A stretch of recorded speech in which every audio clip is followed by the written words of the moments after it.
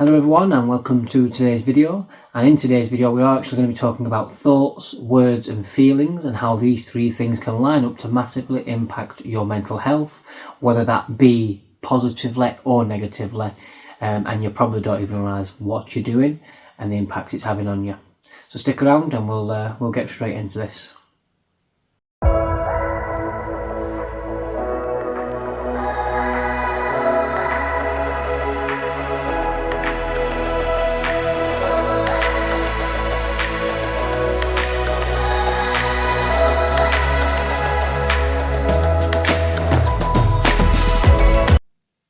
So as I was saying, everybody welcome.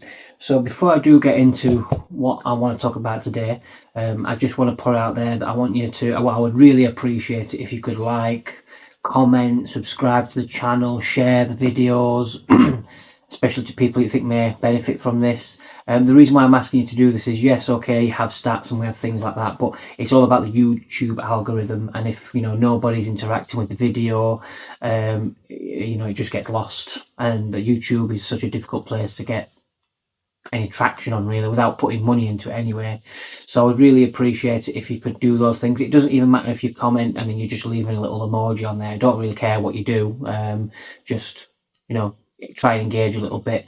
That's if you're obviously watching on YouTube. If you found the video elsewhere, or you found the video on my Facebook page, again, still do the same. Still leave likes and comments and shares and things like that. Again, Facebook is the same sort of platform in the sense that the better my page does, the better my posts do, the more people that will see them, and it will get out there so that I can reach more people and try and help more people. So appreciate that if you could do that. Anyway, waffled on enough. So as I said, today we're talking about thoughts, words and feelings, and the impacts that these three things have on you massively. Again, both positively and negatively. Typically though, a negative thing, but people that are very, very very positive anyway, and think positively and act positively and say positive things and feel positive, usually have better lives than the rest of us. That's just the way it is. But even those people that are having positive, that are doing these kinds of things, that have a good life and aren't really struggling, still probably don't realise that they're doing this. But anyway, so basically I will give you some sort of visual aids if you want. I talk a lot with my hands, as you notice, but I'll use some just generic story. I might use my story sometimes in some of these videos, I don't know, but at the moment we're just going to jump into what I'm trying to say by using the visual side of things. So as I say, so thoughts, words and feelings, these three things are very important to your mental health, either side. And again, when these three things sync up perfectly, especially the better that these three things sync up, the stronger it will be, I guess is the word I'm looking for. I don't even know how to put that, but basically it'll be stronger. But again, it works either way. So if these things, let's say, line up perfectly, but you're a negative person, you're in trouble. So I'll basically make up some kind of story right now with you. I'll not even make up a story, I'll just give you an example. So usually, okay, you've woke up first thing in the morning, and the first thing that you do when you wake up, your brain's already on it, thinking something, whatever that may be. The scenario, the situation might be different, the thoughts are going to be different for different people, but what I'm saying to you is you're going to be thinking something negatively. So this thing kicks in straight away, and so for example, you could be sat there thinking, oh my God, what's today going to bring? How am I going to act today? How am I going to feel today? You tell yourself it's going to be a bad day. You're making up scenarios and situations in your head that might not happen. Like, oh, you might get on bus today, and then someone might say something to you or do something to you. Or what if this happens? What if that happens? You get my point. Your brain's already on it, thinking things, making shit up, or even remembering something that has happened in the past. But either way, it's on it immediately, and within less than a second, you've already started saying things to yourself, or kind of like what I've just been saying to you. So you thought something in your head, and then you start speaking about this. Now, when I say speaking, or when I'm saying words, or thoughts, words and feelings, when I talk about words, it doesn't necessarily mean that I'm talking physically, like I am having a conversation right now, I'm physically speaking. You could still say these things to you in your head, so you can hear your own inner voice anyway. Everybody can hear their own inner voice when you start talking to yourself. If you're like me, I have a full-blown conversation with me physically like this, kind of like I am now. I'm having a full-blown conversation with a camera lens, essentially. It's the same sort of thing, but I do that all the time as though I've always got a camera lens on me, which I actually think is a very good coping technique to use for mental health, to be honest with you, one to think about. But we touch upon many things soon. But yeah, so you're thinking these things, you've started speaking certain words, saying things to yourself. It could even be things, such as, you get up, you go to the bathroom to do your business or get cleaned or whatever. You've looked at the mirror and straight away you're on it. Like, don't like my look, you're an ugly bastard, you're a fat bastard, I'm quite blunt, but you know what I mean, you're saying things like that to yourself, like, I'm fat, I'm ugly, my nose is too big, it is quite big, it is quite big, my chin's too big, whatever. I didn't really care about these things, although I got this pointed out to me quite a lot, but I didn't really care. But you get my point, you're picking on yourself, and you're pointing out the obvious, what is obvious to you anyway, the things that you really don't like about yourself, or you're not too keen on yourself with, and you just focus on that. And then not far behind that, so when you're thinking and saying these things, this kicks in as well, almost incomplete within a second, like, it's there. So when you're thinking these things, saying these things, you're feeling a certain way, you're feeling anxious, you're feeling angry, you feel negative, you don't feel motivated, you just feel completely beat, and the day hasn't even begun.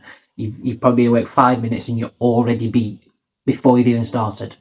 And when these three things line up like that, you then emit a signal outwards. Is the only way I can put it. It's like a machine. Once all three things are working, then once all the three cogs and nuts and bolts all start working, you then it's like I don't know. Let's say for example a radio or a beacon. You turn it on, it starts working. So you wake up. That's you turning on. Then you start playing with the dials on the radio as an example to find the right station, things like that, and you start basically emitting a signal, which then other people pick up on. So you're like a beacon, so once these three things align, you're emitting a signal. You probably notice that a lot of things around you are happening all the time, or similar things, or it might be a new scenario every day or a new situation every day, but it tends to be a lot of shit. Sometimes it's not even scenarios, it's just people. So that is something you need to start thinking about. Self-awareness is something you really have to work on, which again is something I'll do in a separate video. Probably not too far behind this one, to be sure. I've actually got it written down in a second or third video to do. But yeah, something you want to think about is look around you, feel around you, acknowledge what's around you, pay attention. You really need to pay attention. The people that you're associating with, it's kind of like, you've all heard the saying that, your true friends are when you're really going through it and they're not around, which is this. I still believe that, yes, you're right in that there is an element of truth in that with any sort of situation or scenario. However, have you ever, probably not, but have you ever stopped and thought, right, okay, I had 10 friends, yeah? So they're all different in their own little ways, but about 8 of them I don't see anymore or talk to very little. 1 or 2 of them I might talk to, the rest I don't talk to, and then there's like 2 or 3 friends that are still sticking around. Now, those friends that have pissed off, have you ever actually stopped to think that they don't associate with you anymore because they're tired of your negativity? They're bored of it. These are the kind of people that may say, "Oh, you all right? Do you need help? Can I help you? What can we do to do that?" They're trying to support you in some way, but you just are resisting it. But then you want their attention all the time. You're inviting that in because you're basically like, you're like this kind of like body language and your demeanour. And you're making it obvious to someone around you that you're not okay, and then that person like tries to help you, and what do? You go, no, I'm all right, and they know you're not all right, but you're like, I'm okay. You stop to think that they've had enough of that shit and they can't be arsed with it because your negativity might rub off on them, so then they take a step away. Do you ever stop to think about that?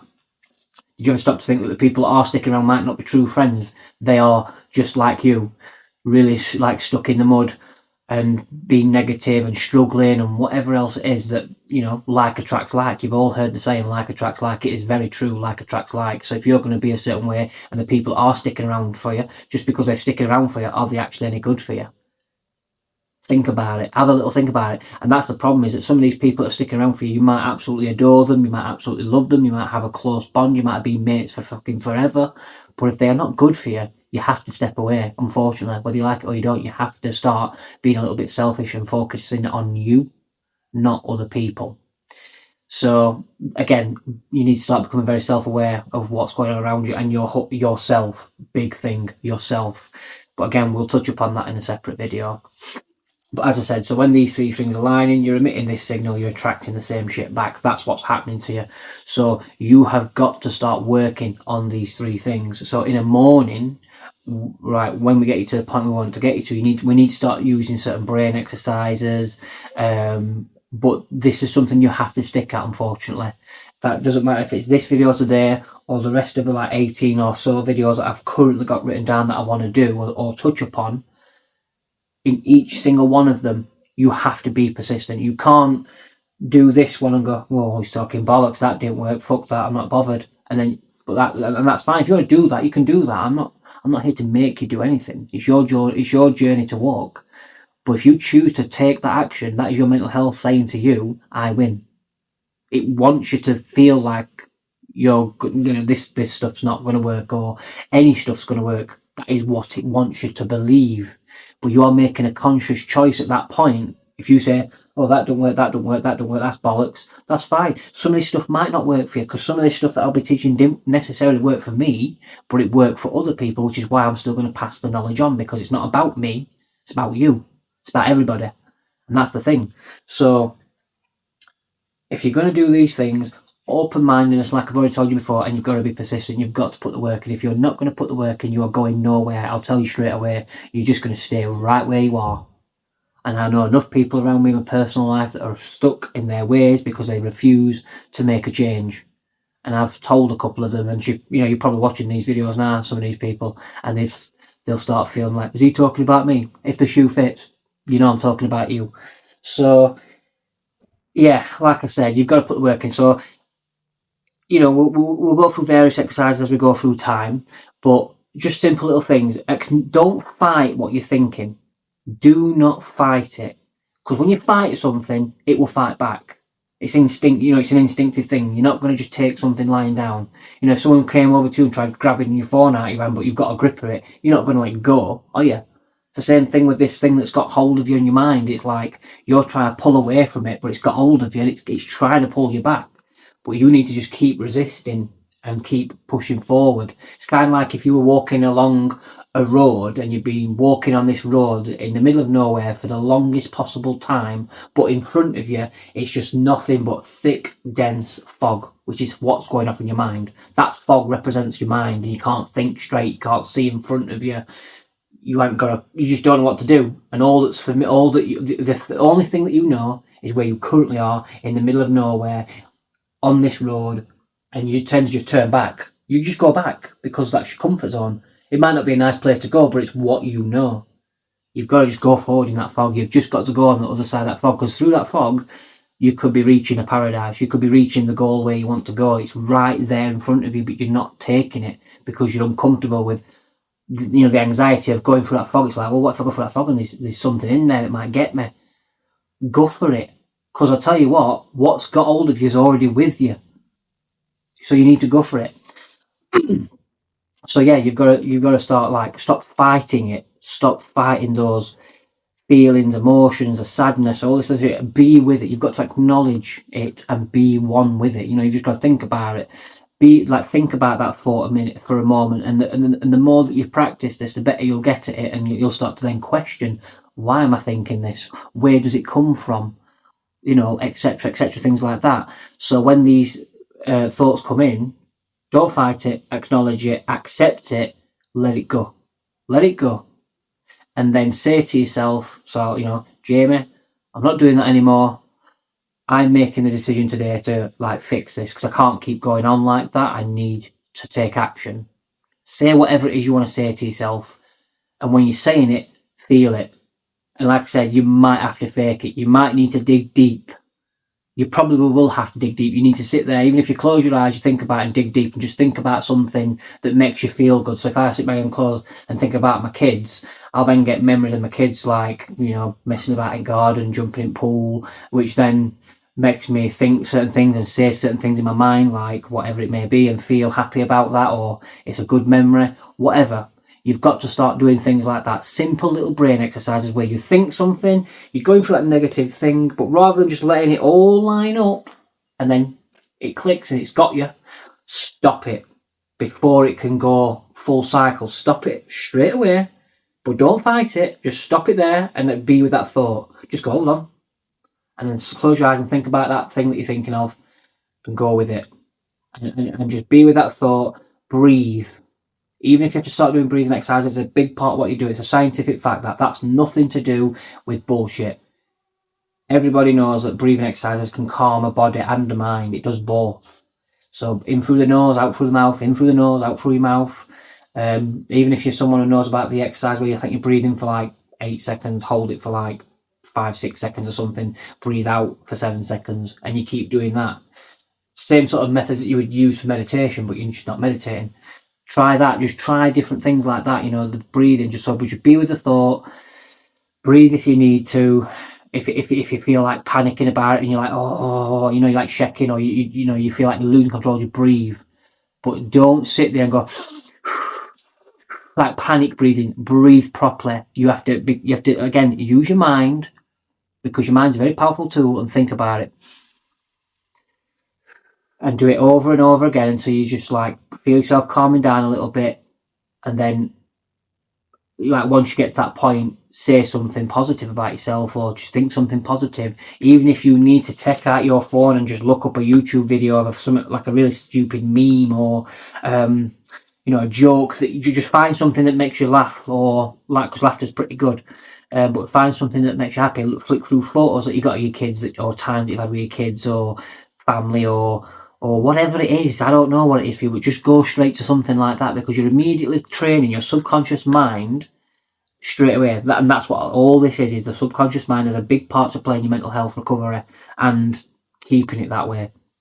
Because what you're doing now is you're programming your subconscious mind to act a certain way, and it will give you exactly what you've told it to do. It's almost like you're giving your subconscious mind orders, and it is taking those orders. But then the orders that you're giving it are not things you want, but it's giving you what you've asked for. You need to start thinking. So that's what you do. You're training your subconscious mind to then get to the point where every time that intrusive thought comes up, the moment it pops in your head, it's probably there for a few seconds best, and you go, piss off.